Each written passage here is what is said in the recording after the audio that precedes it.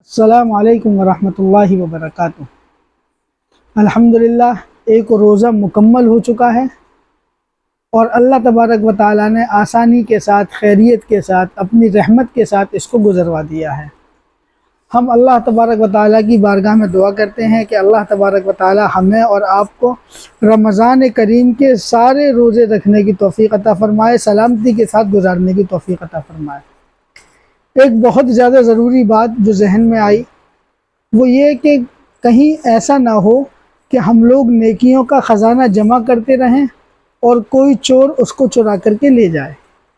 ہمیں اپنی نیکیوں کو محفوظ رکھنا ہے، کیونکہ رمضان کے اندر نیکیاں زیادہ کرنے کی توفیق ملتی ہے۔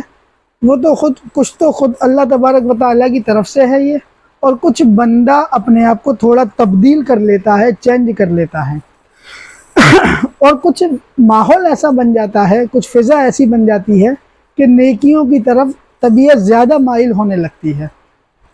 پہلی چیز، شیطان کو قید کر دیا جاتا ہے۔ ان الشیطان للانسان عدو مبین، شیطان انسان کا کھلا ہوا دشمن ہے۔ پہلی چیز، ہمارے دشمن کو قید کر دیا جاتا ہے۔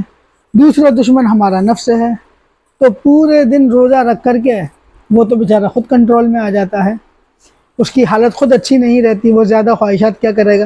ایک تو اس کا ساتھی جیل میں چلا گیا، اور خود کو تم نے بیچارے کو قید کر کے پورے دن تم نے اس کو کھانے پینے کو نہیں دیا، اللہ کی اطاعت میں گزارا، تو بیچارہ وہ بھی کنٹرول میں ہی رہتا ہے۔ تو ہم لوگ نیکیاں زیادہ کر لیتے ہیں دوسرے دنوں کے مقابلے میں۔ اب بات یہ ہے کہ کہیں ایسا نہ ہو ہماری نیکیاں غارت ہو جائیں، ضائع ہو جائیں، برباد ہو جائیں۔ ہمیں ان نیکیوں کو بچا کر کے رکھنا ہے۔ وہ کیا ہے؟ دیکھیے، نیکی برباد کرنے والے تین چیزیں ہیں: ایک دل، ایک زبان، ایک آنکھ، نگاہ۔ یہ تین چیزیں ہماری کمائی ہوئی نیکیوں کو بالکل مٹی میں ملا دیتے ہیں۔ تو ایک صاحب کا آج فون آیا تھا، اس لیے یہ بات ذہن میں آئی تھی۔ انہوں نے پوچھا تھا کوئی آسان وظیفہ، کوئی آسان ذکر بتا دیجیے۔ تو اللہ تبارک و تعالیٰ نے جو الفاظ نکالے زبان سے، سوچا آپ کے ساتھ بھی شیئر کر دوں تاکہ آپ لوگ بھی اس پر عمل کریں۔ تو ان کو بتایا، اور آپ بھی سن لیجئے، کہ نیکیاں زیادہ سے زیادہ کرنی ہیں، زیادہ سے زیادہ وقت ہمیں اپنا اذکار میں لگانا ہے، تسبیحات میں لگانا ہے، اور تلاوت قرآن پاک میں لگانا ہے۔ اور اگر جب ان کاموں سے تھوڑی سا طبیعت میں سستی پن آ جائے تو آرام کرنا ہے، لیکن ہمیں اپنی نگاہ، اپنی زبان اور اپنے دل پر تھوڑا سا کنٹرول کرنا ہے۔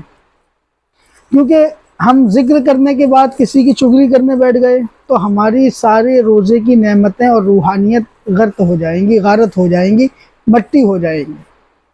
تو ہم بھلے ہی ذکر کم کریں، لیکن جتنا کرا ہے اس کو روک کر کے رکھیں، اس کو بچا کر کے رکھیں۔ رمضان کے 3 عشرے ہوتے ہیں۔ پہلا عشرہ رحمت کا ہے، دوسرا مغفرت کا ہے، تیسرا جہنم سے آزادی کا ہے۔ تو یہ پہلا جو عشرہ چل رہا ہے، یہ رحمتوں والا چل رہا ہے۔ ہمیں خوب رحمتیں لوٹنی ہیں، رحمتوں کی بارش میں خوب نہانا ہے، اور اس کے لیے دعائیں بھی ہیں تینوں عشروں کی، اس کا اہتمام کرنا ہے۔ اور جو لوگ بالکل پڑھے لکھے نہیں ہیں، جو ہمارے مائیں بہنیں ہیں، ہمارے بھائی بند ہیں، جو بالکل پڑھنا نہیں جانتے، زبان نہیں لوٹتی ہے، تو ان کے لیے الحمدللہ کا ورد ہے۔ ویسے تو ربنا آتنا فی الدنیا حسنہ وفی الآخرۃ حسنہ وقنا عذاب النار عموماً لوگوں کو یاد ہوتی ہے۔ اگر وہ بھی یاد نہیں ہے تو سبحان اللہ ہے، الحمدللہ ہے، واللہ اکبر ہے۔ اس طرح کا کوئی چھوٹا سا بھی ذکر کرتے رہیں۔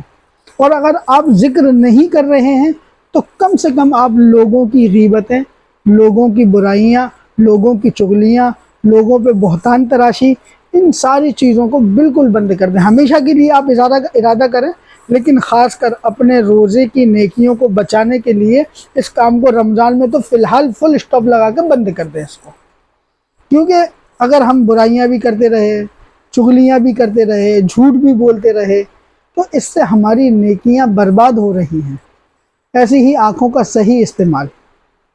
اور اگر آپ کو الحمدللہ بھی پڑھنا نہیں آتا ہے، ایک بات اور بتا دوں، تو آپ سنت طریقے پر آرام کریں، یہ بھی آپ کے لیے عبادت ہے۔ آپ اگر الحمدللہ بھی نہیں کہہ پاتے ہیں، یا کیا کہ تھوڑا طبیعت کے اندر سستی سی آ گئی ہے، تو آپ کم سے کم سنت طریقے پہ لیٹ کر کے تھوڑا آرام کریں، یہ بھی نیکی ہے، یہ بھی عبادت ہے۔ اور اپنے دل کو صاف رکھیں، اپنے زبان سے لوگوں کو دلوں کو مت پھاڑو، اپنی زبان کے ذریعے لوگوں کے دلوں کے اندر زخم مت لگاؤ۔ عربی کا ایک شعر ہے، جراحات السنان لها التیام ولا یلتام ما جرح اللسان۔ شاعر کہہ رہا ہے کہ جو زخم تیر اور تلوار اور نیزوں سے لگے تھے وہ تو بھر گئے، لیکن جو زخم زبان سے لگے تھے وہ آج تک بھرے نہیں ہیں۔ آپ ایک لمحے میں لوگوں کو زخم دے دیتے ہیں اور چلے جاتے ہیں، آپ کو احساس بھی نہیں ہوتا، اور وہ سالوں سال اس زخم کو لیے پھرتا ہے۔ اور پچھلی کلپ میں بتایا تھا کہ ایک مسلمان کی دل شکنی کرنا، اس کو تکلیف پہنچانا، اس کے اوپر ظلم کرنا، اس کے اوپر زیادتی کرنا، یہ ایسا ہی گناہ ہے جیسے خانہ کعبہ کی، بیت اللہ شریف کی بے حرمتی کرنا ہے۔ تو ہمیں لوگوں کی تکلیف کا سبب نہیں بننا ہے۔ اگر ہم آسانی کا سبب نہیں بن سکتے ہیں تو ہمیں تکلیف کا سبب بھی نہیں بننا ہے۔ ایک مثال دوں، گوبر ہوتا ہے، گوبر وہ بھی کسی کے کام میں آتا ہے، کھیت کے کام میں آتا ہے۔ تو اگر آپ کسی کے ساتھ اچھا نہیں کر سکتے تو آپ گوبر سے بھی زیادہ بدتر ہیں، کم سے کم اس کے لیے برا نہ کرو۔ تو آپ کو سب سے زیادہ زبان پر کنٹرول رکھنا ہے۔ آپ لوگوں کے دلوں کو چیر دیتے ہیں ایک الفاظ سے، اللہ کے واسطے ایسا نہیں کرنا ہے۔ اپنی نظروں کو بہت حفاظت کرنی ہے، کنٹرول میں رکھنا ہے، اپنے دل کو بہت صاف رکھنا ہے۔ نیکی بھلے ہی کم ہو لیکن گناہ نہیں ہونے چاہیے، لوگوں کو پریشانیاں نہیں ہونے چاہیے۔ خیر، پہلا عشرہ چل رہا ہے، اس عشرے کا رحمت کا عشرہ ہے، ہمیں خوب رحمتیں لوٹنی ہیں، اور اس کے لیے بہت سی دعائیں ہیں۔ ایک چھوٹی سی دعا آپ یاد کر لیجئے، رب اغفر وارحم وانت خیر الراحمین۔ آپ پورے دن اس کا ذکر کریں، رب اغفر وارحم وانت خیر الراحمین، رب اغفر وارحم وانت خیر الراحمین۔ اس دعا کو آپ یاد کریں، زیادہ سے زیادہ اس کا ورد کریں، قرآن پاک کا اہتمام کریں، تلاوت قرآن کا اہتمام کریں، اور نمازوں کا اہتمام کریں، اور زیادہ تر جب آپ تھوڑے تھک جائیں تو آپ خاموش رہیں۔ خاموش رہنا ایک عبادت ہے۔ ایک مقولہ ہے، من سکت سلیمہ ومن سلیمہ نجا، جو آدمی خاموش رہا وہ سلامت رہا، اور جو سلامت رہا اس نے نجات پالی۔ اللہ تبارک و تعالی ہم لوگوں کو عمل کی توفیق عطا فرمائے، اور ہمارے اسلامک یوٹیوب چینل پر آپ لوگوں کو روزانہ ایک مسئلہ یا ایک دینی معلومات فراہم کی جائے گی۔ آپ چینل پر بنے رہیں اور اس ویڈیو کو لوگوں تک شیئر کریں، تاکہ کہیں ایسا نہ ہو لوگوں کے اعمال چوری ہو جائیں، کہیں ایسا نہ ہو لوگوں کے اعمال برباد ہو جائیں۔